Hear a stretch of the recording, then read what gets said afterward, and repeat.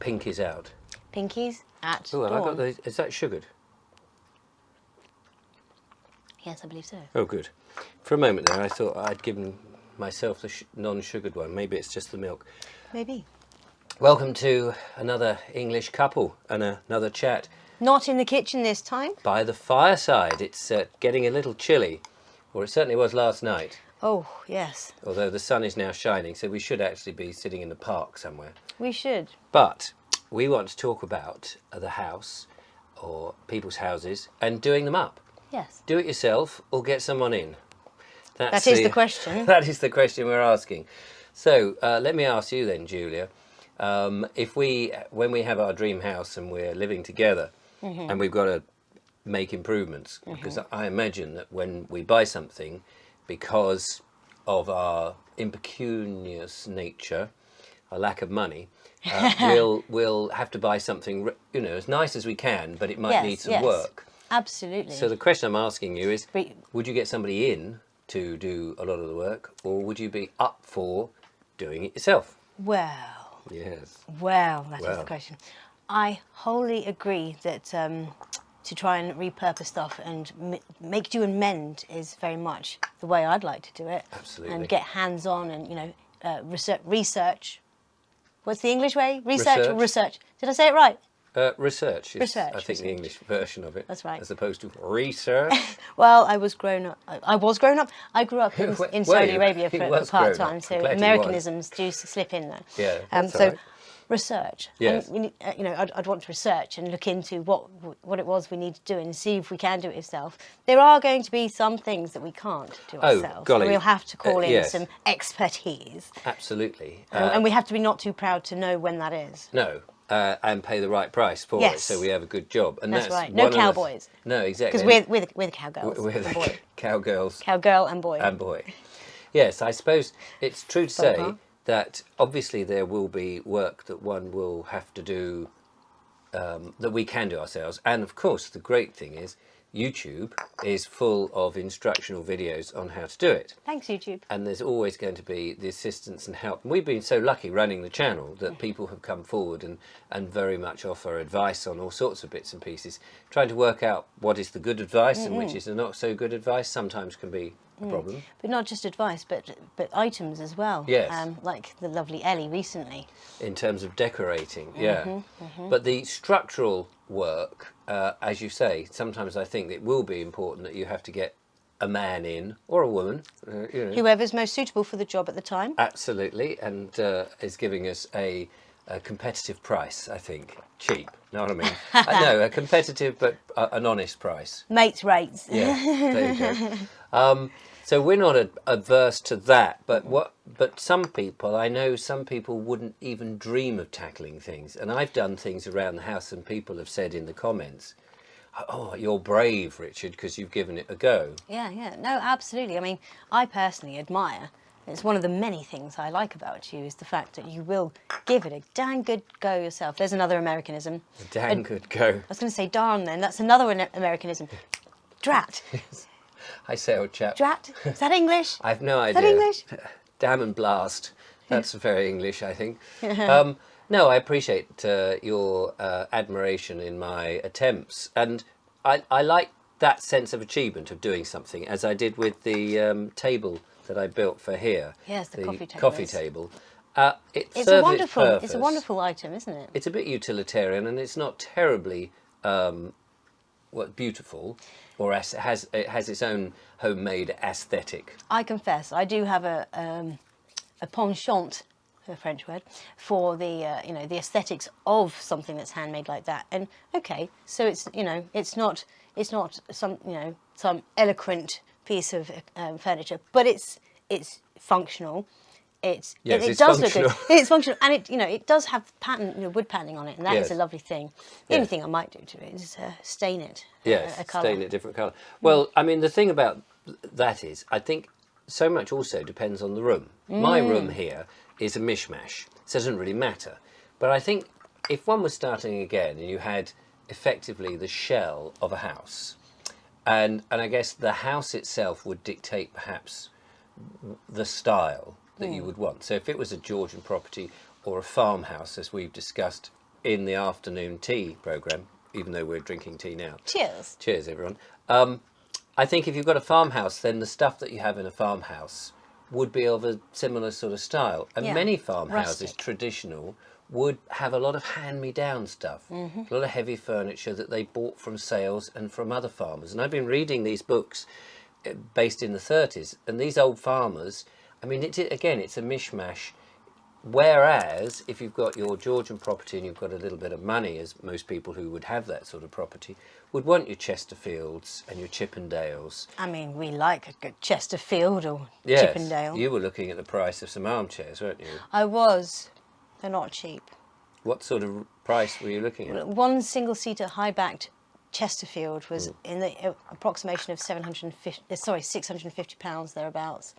And when we were at Ardingly, that very nicely Steve Mitchell took us to, Yeah. there were some that we saw, these winged back Chesterfield Yeah. single-seaters. Single-seater sofa. And I think they were 300 each. Yeah. Just per item. And you wouldn't want just one, because it would look a bit weird, wouldn't it? Yeah. Unless, You'd want a pair at least. yes, a nice pair. I was like, I'll tell you what else I fall like. into that trap. Those captain chairs, the Chesterfield captain chairs. Oh, You can yes. get them in red or green. I'm not sure what the colour signifies, whether there's any difference in So that. just describe to the viewer who may not know what a captain, because until you showed me one, I went, oh yeah, that's what a captain's chair is. Well, the ones I've seen, they have the five-pronged foot as such, and Yes. people now put casters on them. But they're made of wood, and they have a nice intricate back with the, what do you call them? Pillars, balustrades, Oh, yes, the that you have on a, not lintel. yeah, Anyway, I know what you mean. like you get in a Like on a banister. staircase, Yes, on a banister, yes. yeah. The not the rail, but the... It's in there. Is Just it the can't put it forward. balustrade? Anyway. you Anyways, know. you know what I mean. If I'll go and search for a picture and shove it in so you know what we're talking about. Yes, And but of it has the green or the red leather Yes. cushioning and the brass staples or pins Absolutely, and very swish. and the typical Chesterfield dimples. A captain's table because of a ship. The ship, yes. A ship's captain. Which goes beautifully next to the a classic writing desk. Yeah, So usually the slightly smaller ones because it's on a ship. Yes. And funnily enough, we did see one in town. Actually, I need to go and look and see. I wonder if it's still there. if it's still there. A beautiful table. It was only £110. Lovely piece of furniture, solid.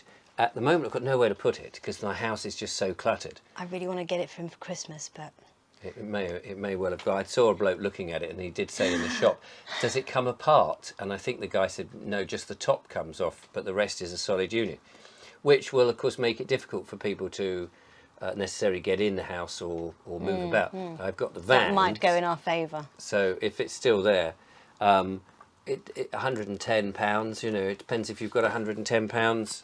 Just touching wood, sorry. Yes, around. But going back to the construction of things, I think having a house like this, which needs a lot of work, Sadly, over time. gives you the opportunity to practice things. So one of the things I'd like to do at the front of this house, I don't have a fence or a wall in front of the garden. So the weed patch, as it's now become, sadly broaches straight onto the pavement.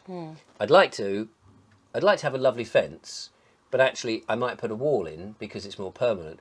But rather than get somebody in, I'd like to have a go at doing a bricklaying. There's plenty of bricklaying videos on YouTube, Absolutely. and people saying, yeah, you can do it, and giving it a go. I don't think you're taking the work away from workmen, Well, no, because I'll never do a good a job as them, and I'm not that fussy. no. It's just one property. Yeah, There are many more properties on the road that would sooner go and the thing pay is, for someone to do you know, it. anybody who comes in here would have to, if I sold the place, they'd strip it all out. 99.9% of the people who might buy this Yeah. would exactly want to do that. They'd strip everything that's been done, and that's fine in the kitchen, because the kitchen is pretty much everything's just, like the sink and the shelves and all that are just there. So it's a dream. You haven't got to take out a fitted kitchen and all that. Things are just, the Essie would In fact, go. you might even be able to take the sink with you. Yeah, I would take the sink. You with would. me. There we go. Yeah, I've still got the stainless steel sink that was there before, so I would just plumb that back in, say, there's your sink, mate. But, just so people can make a cup of tea. And I would take the fires. Yes, I would be I take everything. But as long as you tell the people that's what you're taking. Absolutely, it comes as part of the deal, doesn't it? So the house has given me an opportunity to practice over the years a few do-it-yourself things, and I know, I think you know your limitations. I could not plaster a wall and make it smooth. I tried that in the bathroom. Oh, I'd have fun trying though. But yes, if it was in an area it didn't really matter. You could do it. Behind a wardrobe or something. But this was plastered, but I knew I could take it off. We put linseed oil once it came off, which preserved the bricks. We didn't know what was going to be behind here when we took it off. And it's a feature of the room. Yeah. And it just it's very oldie, woldy looking, and I think it's lovely. Rustic. I do love the word rustic. Rustic. So I think there's some jobs that one can easily be brave about, and you just got to go for. Because sometimes I think the professionals, they want the work, and they might, it's that thing about baffling brains. The funny thing is, in some cases, sorry to interrupt, No. but having a professional, sometimes it's done too well. Sometimes you just want it to look a little bit Yes. off-centre, if it suits the house. And they may also prefer certain materials that you use, and you think, well, actually, no, I don't want all that UPVC double glazing. I'd like some old-fashioned sash windows. Made of wood and glass. Made of wood and glass. And I would love to do that here. It would be a huge investment because they'd probably have to be handmade, and I'd love to have a go at making them if I had a workshop. But really, only if I knew I was going to stay here. Yeah. Because Because that work would go to waste because Yeah, it's only going to fit these windows. it's only going to fit these windows, and probably someone would rip them out and put in UVC double glazed I windows. suppose you could request that if they do, or when they do rip them out, that you could have them, Have because them you could make a greenhouse with them. And, That's true, ultimately. So yeah. there are options. Or if you've got a barn or something, you can. Oh, yeah. So doing it yourself or getting a man in, there is a whole plethora of things. But I think the audience can tell that we love to give things a go. My sister introduced me when she was staying and we were looking after my dad into a term called shabby chic. Which I hadn't really heard about before, and she was very much into shabby chic, getting old furniture and then repurposing it. Is that something you would enjoy? Yes. I'd like to turn my hand to it myself. To take a piece of relatively worn out and evidently loved furniture and upcycling it. Yeah. See, upcycling it is another buzzword a modern there. term, isn't it? But I think there's a lot of life in old stuff, and that's that's the sad thing about the modern furniture that Throwaway you world. get from these collapsible stuff that you build yourself, without mentioning names of Swedish firms and things like that. Is it Sweden Yeah. or somewhere like that? That you buy in flat pack and you have to build, and there's a number of companies that do this sort of thing.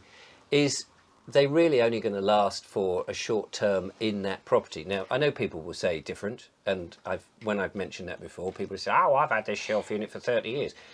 But there's a difference between 30 years and 300 years. Yes, quite. I mean, I was going to say, I've got second-hand furniture of this type, and I have managed to make it last a fair time. I think I've had one of them for 8 years now. It's a coffee table.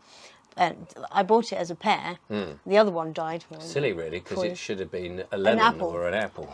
But tish. Got to get that joke in. But and I've got two rambunctious, Rambunctious. sons. Yes, Yes. active. Yes, yes. Bouncy No, it's a children. lovely word.